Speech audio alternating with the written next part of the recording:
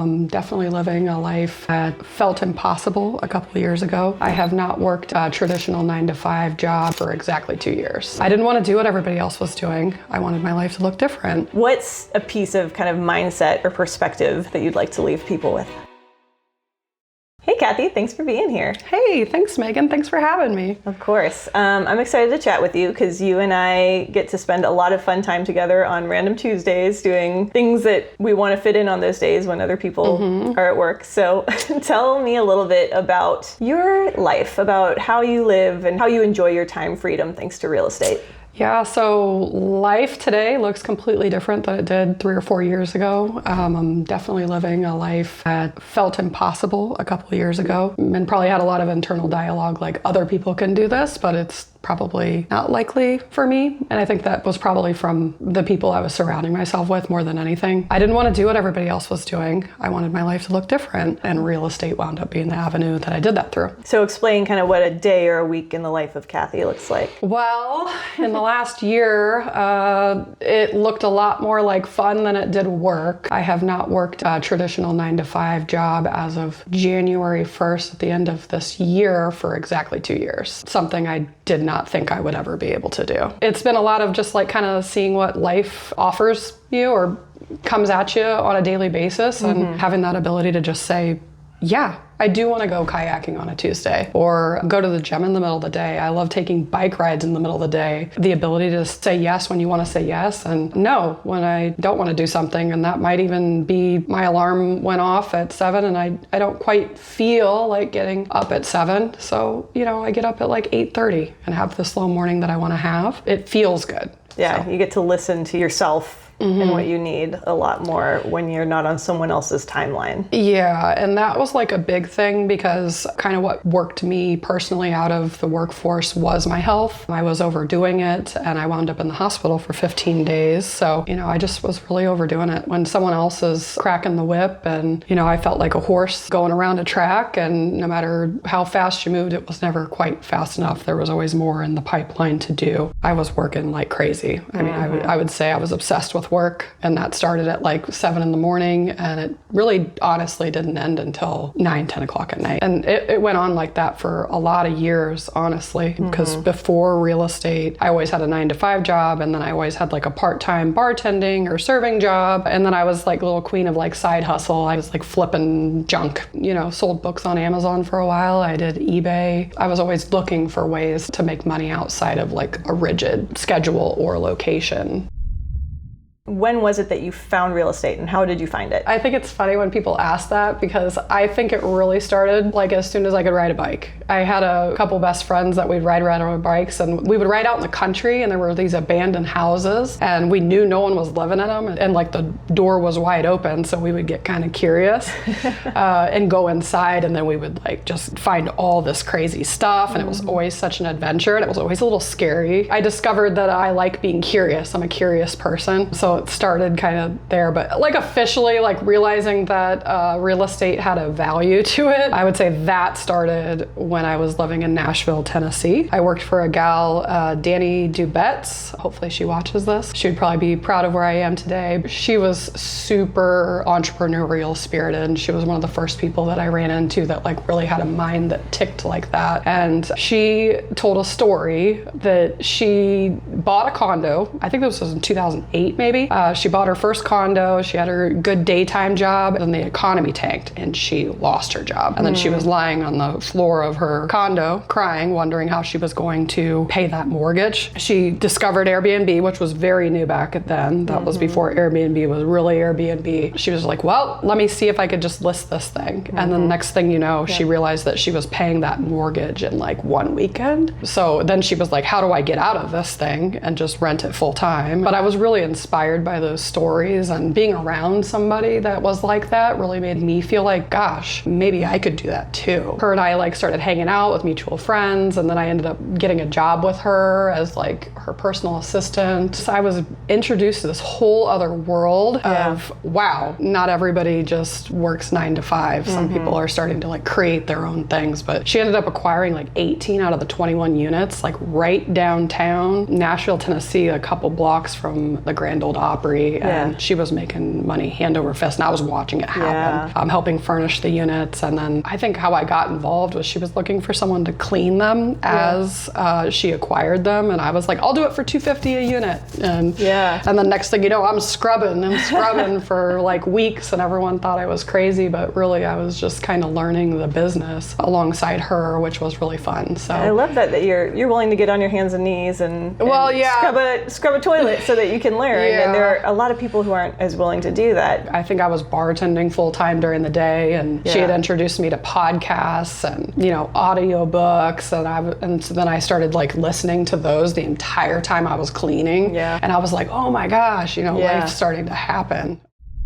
When did you start actively investing, and then what does your real estate business look like now? Yeah, so that started in 2019. I moved to St. Louis. I'd transferred my job from Las Vegas. So I had a 9-to-5 job lined up, which was nice. But when I got out of work, I knew that I wanted to purchase a home. So I immediately started educating myself on how do I get qualified. Turns out you have to keep that job for like at least 2 years on your taxes. So that really set off my motivation to keep that job and be really good at my job because I wanted to qualify for a mortgage. And then once I had qualified for a mortgage, I went hunting. I had worked with several realtors, and then I was like, I feel like I'm bothering these realtors, and really got to walk a lot of properties, and I kind of started to feel bad for my realtor because I wasn't buying. I had it in my head that I wanted to buy a duplex because I had listened to Bigger Pockets podcast, and house hacking was like the big thing to do back then, and I just got it in my mind. I'm going to house hack and I'm going to live for free. I don't know how, just ran numbers constantly, and I was like, how much is rent? How much is a mortgage? How much is rent? How much is a mortgage? And then I did it over and over and over again until I felt comfortable with a mortgage payment that I thought that I could stomach if I couldn't rent the other unit. And that number for me was $850 at the time. So that's what my 1-bedroom rent was. And I was like, if I could buy something with a mortgage, PITI at $850, and I can't rent the other side, oh well, I can support myself already. $850, I could do that. But it did take like 8 or 10 months of me going to like real estate meetups and surrounding myself with like-minded people that were trying to do that kind of stuff. I actually met Mindy at my very first Southside Investors Club meetup in December of 2018. I remember that because we were the last two to leave, and they shut the lights out, and Fast Track today, we're still shutting places down at meetups. So I still remember when I had this idea of house hacking and I wanted to buy a duplex, the first thing my dad said was, I don't know why you would want more than one toilet. You just need to worry about taking care of your own toilet, and highly discouraged me from doing those types of things. And I've always had crazy ideas, so he just thought it was another crazy idea, but it did end up working out pretty well. But Fast Track to today, that $850 mortgage, I've moved out of that building since, and each unit rents for around $2,000 a month, and the mortgage is still $850. So I have months where I get more than $3,000 off of each unit. I tell people it's two because that's kind of an anomaly. And this, so it's different each month. So this is a short midterm rental. Yeah, it's a midterm rental. It's a 30-day minimum stay. And are all of your properties midterm rentals? They are now. When I first started out, they were all short-term rentals, and I was cleaning them myself, and which is cool and fun when you're all new and excited and you just can't wait to clean that thing up and go do it again. But it really wears on you after a while, and if you're still working a daytime job, which I was at the time, it kind of became like a stressful thing. Like, why do I have this daytime job now? Like you can't have same-day turnovers. And then I had to. But eventually I hired a cleaner, and that changed everything for me. So how many midterm rentals do you have? I have 4, only 4. I've had up to 6 going at once, but today it's just 4. And that's just kind of, the market has been really tough ever since the interest rates doubled in 2021, I believe it was. You can't quite find cash flow like I did in 2019, 2020, when I was kind of building these. Yeah, for sure. It's different. But there are other things. That's the beautiful thing about real estate, right? There's so many strategies and so many ways to do it. And if one particular way is not working, then you pivot to another. And I mean, you do some of that too, right? Like you'll wholesale and flip things. Yeah, so I got into acquisitions as my daytime job when I lost my old event planning job with COVID 2020, but I had my real estate license and I just was like, I want to learn how to buy houses and do this more. So I just went full in and went and worked for a team. They taught me a ton about acquisitions. I worked for 3 different teams in 3 different capacities, really. One was wholesaling, and then the next was buy and hold, and a lot of selling of smaller properties and 1031 exchanging into larger assets, multifamily, like 20 units at a time. And then I worked for a buy and hold fund after that in single family. So I've walked a lot of properties, and in that process, once that my health went down and I couldn't work for anybody else anymore, now I wholesale. So that's been fun, and doing a little bit of agent work here and there. And I'm always looking for my next investment, but it tends to be the places that I can find these deals. They're usually better for like flips, and I would rather just make some money on the front end and help somebody else who already has like a full-blown construction company already up and running. What would you say is your kind of superpower that you found in real estate? I don't know if curiosity is a superpower, but like I'm always curious, like why? Why won't that sell? I must know why, you know? Because the market ultimately always decides what something sells for. You know, we can all look at anything and say, well, that sold for $400,000, so this should because it's across the street. And I just think that there's so many variables that can come into play, and you can't get away from just walking the property to really figure out what the heck is going on. And I think so many people try to get away from that. So a talent would be blessed with curiosity. And then also I just love talking to people. I'm a chatty Kathe. I especially love helping people solve problems. A lot of my skill sets kind of go in there. You've actually trained people on this, right? Tell me a little bit about that. I do now. So how this started was I was working for like a small privately owned hedge fund. I was buying anywhere from like 5 to 12 properties a month for them. Then they switched and said, stop buying. We didn't quite know what was going on, but we later found out a Chapter 11 bankruptcy was in the future. They had 350 properties. They just did not have the manpower to physically walk all of these with their property managers to really know where things were. No one knew the status of these properties, so I had to walk them all, and I had to evaluate them all. I had to do rent comps based on its current condition, give it a little rehab budget. I had to do sales comps, and then from that 350, they figured out what properties can we sell today, what needs less than 10 grand to get rent ready, and what just maybe we should have never bought it to begin with. Because I was buying from a lot of wholesalers at the time for the fund, I opened it up and I said, hey, if you want to wholesale to our fund, I would love to buy from you, but I want you to walk properties with me, and I'm going to teach you how to take photos and evaluate the systems and the condition of the property. And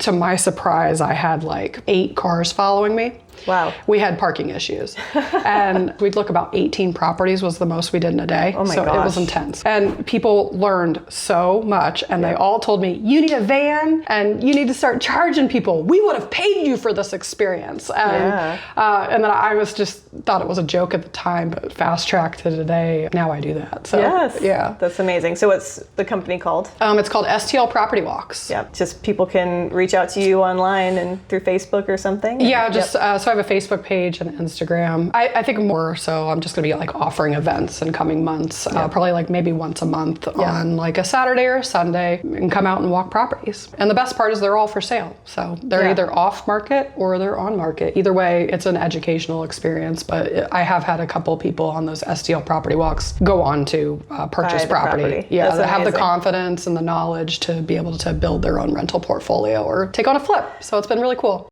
Let's dive a little bit more deeply into some tactics. What is your favorite tool or tactic or process in real estate? Something you'd like to share with people that you think might just make their lives easier as they're going about their investing journey? We could go in so many directions with this, but ultimately it doesn't matter what you're doing. It's really hard to think you're going to have overnight success, because nothing I did was an overnight success. My gosh, it took like years. And a lot of that is like mindset. It like totally starts at mindset. And then surrounding yourself with the right people as the second step. people that are thinking like you. It's really hard when you're going against the grain with everyone around you. So your entire group changes. Sometimes your family doesn't even support you, or they think you're crazy or you're taking too many risks. But I think things are a lot less risky when you surround yourself with the right people. Right. I always try to surround myself with people that are smarter than me. I feel like you're much smarter than me. Take one step every day, even if it's just like, hey, I looked at Zillow today, or I looked at one property a day, or that's kind of a lot for most people, but I did one a week, or I looked for one, or I ran numbers.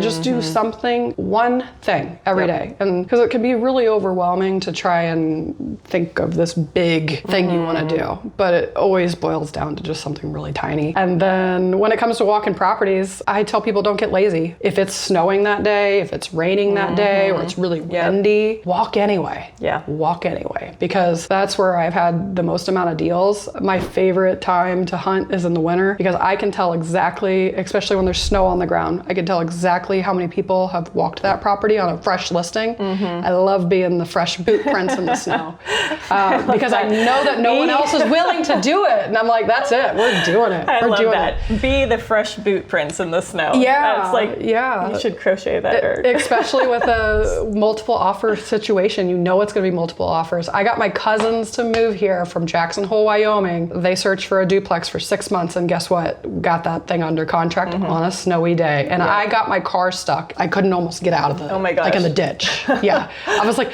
I'm the first parents in the snow and I know it. Yes. And we got that, and fast track, now my cousins live here. So it's really cool. I love that mentality. One of my probably still to date best deals is my duplex in Dogtown. And I think the only reason I got that and at the price I got it at was because it was Father's Day weekend after the Blues, our St. Louis hockey team, had just won the Stanley Cup, and there was like the victory parade that day. So it was just one of those weekends where like no one was paying attention to real estate, but my agent was ready to go walk. I couldn't even make it out there. My agent was ready to go walk this property for me, and I was like, just tell me everything. What do you think? He gave me his honest assessment. This was probably our 5th or 6th deal, so I trusted him. And I was like, let's write an offer right now before anyone can get through there. Woo! And that was, it was my version of the fresh boot prints in the snow, and it worked out. So I love that. There's always a price to speed. So the more I've walked, the quicker I can make decisions. I'm like, nope. Like I walked one this morning. I walked right in the front door. Now the owner had to leave. It was something I had to schedule. Normally I like vacant, same day, no notice. I'm already in the neighborhood. But on this one I had to schedule it. Not worth it. I walked right in, and there was a camera on me, and like a hospital bed over here, and some weird stuff going on, and it smelled like cigarette smoke, and I was just like, I've seen enough. I've seen enough here. This is going to be a really hard wholesale deal. It's not something I personally want to own or rehab, and I can make decisions that quick. Matter of 5 seconds. So I love that. Yeah. Speed to decision. Speed to decision. And speed to action. Action and decision. You need to cut down your time. You won't start quick. For sure. Like you'll take a little longer to take those actions and make those decisions up front. But as you go, hopefully you're cutting down that time more and more, and it gives you an advantage. Yes. Like walking thousands of properties. I mean, I noticed, sorry, Megan, you have 2-prong outlets in here. I do. You have older electric. But, I noticed like I could tell whether something's like plaster or drywall. You could see things that need updated much quicker. Yep. Absolutely. By knowing the conditions. But it didn't happen overnight. It happened over like 3 years of a train die. So. Right. You spoke a little bit about the mindset even as we went into kind of the tactical advice, but what's a piece of kind of mindset or perspective advice that you'd like to leave people with? Whether you think you can or you think you can't, you're probably right, because it really does start with just having the stories that you tell yourself in your mind. I can't count the number of times I have negotiated against myself in my own head before I even gave it a try. And I think that that's always the biggest mistake. I can't count the number of times that has come into play. I'm like, well, yeah, you're not going to do it because you basically just talked yourself out of why you already lost before you even tried to win. Yep. So just putting your neck out there and giving it a try. Yeah. So a lot of people just talk themselves out of it in their head just because they've never done it before. But nothing builds confidence like trying something new and it actually working out. And then it only builds your confidence. How can I do more of this? Yes. So, but yeah, just I love that. Try it. And it's a great reminder, no matter where you are, because even once you've gotten good at one thing, you can talk yourself out of the other things you haven't tried yet. Even within real estate, you know, I've been doing real estate for 7 years, and almost 10 really when you think about my very first house that I kept as an investment. And there are parts of real estate that I'm like, ooh, but I'm not good at that part. Yeah. But is that true? No, it's not true at all. Yeah. I usually think it's actually, none of it's true, because I could have said that in a million areas of like, I don't know construction. I'm not a construction worker. Yep. I'm not an inspector. I'm not a plumber. I'm not an electrician. I'm not a lot of things. But you can seek out information from each and every one of those people until you feel a little bit more knowledgeable. Yep. And next thing you know, I know enough. Yeah. I know enough. Yep. And then you can always just get a professional to help you take it over I love that. So, yeah. All right, Kathe, if people want to connect with you, where should they go? You can find me on Facebook or Instagram. Facebook's probably the best one. Kathe Gerhardt. Kathe Joy. Oh, That's Kathe what it is. Joy. Yeah, it's under Sorry. Kathe Joy. STL Property Walks. Also on Instagram and Facebook. Yep. Awesome. And you can just DM me and I'd be happy to chat with you. Awesome. Thank you so much, Kathe. Yeah, thank you.